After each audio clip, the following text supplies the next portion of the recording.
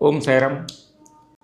श्री साईबाबांच्या मार्गदर्शनाखाली 1911मध्ये शिर्डीमध्ये जे आहे ते रामनवमी उत्सवाची सुरुवात झालेली होती. श्री साईबाबा संस्थानच्या वतीने यावर्षी 115वा रामनवमी उत्सव जो आहे तो साजरा करण्यात येत आहे. बाबांच्या कालावधीमध्ये हा उत्सव सुरू झालेला असल्यामुळं या उत्सवाला अत्यंत महत्त्व आहे. त्या दृष्टीने संस्थानच्या वतीने पूर्ण तयारी जी आहे ती करण्यात आलेली आहे. मुंबईवरून ज्या पालख्या येतात त्या पालख्यांचे जे निवारे शेड आहेत त्या निवारा शेडमध्ये जवळपास 1,10,000 स्क्वेअर फूट मंडप जो आहे तो टाकण्यात आलेला आहे.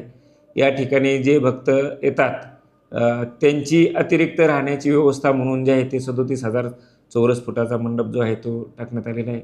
जे भक्त येतील त्यांची राहण्याची, दर्शनाची, प्रसाद भोजनाची जी आहे पूर्ण व्यवस्था जी आहे ते करण्यात आलेली आहे.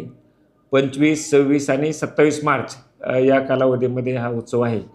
25 तारखेला सकाळी काकड आरतीनंतर बाबांच्या प्रतिमेची मिरवणूक काढून जे आहे या उत्सवाला सुरुवात होईल. 25 तारखेला संध्याकाळी जे पार्श्वगायिका अनुपमा देशपांडे यांचे भजन संध्या होईल. उत्सवाच्या मुख्य दिवशी जे आहेत मिलिंद आनंद संगीतकार यांची साई भजन संध्या होईल. या कालावधीमध्ये मोठ्या प्रमाणावर भक्त जे आहेत ते बाबांच्या दर्शनासाठी येतात. त्यामुळे जे आहे सर्व भक्तांचं दर्शन जे आहे चांगल्या रीतीने व्हावं म्हणून उत्सवाच्या मुख्य दिवशी 26 मार्च रोजी जे आहे ते साई मंदिर जे आहे ते भक्तांसाठी रात्रभर जे आहे ते खुलं राहील.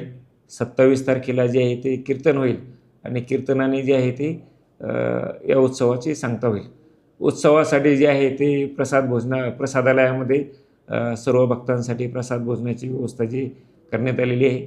तिन्ही दिवस जे आहे ते वेगवेगळ्या स्वीट्स जे आहेत गोड पदार्थ जे ठेवण्यात आलेले आहेत.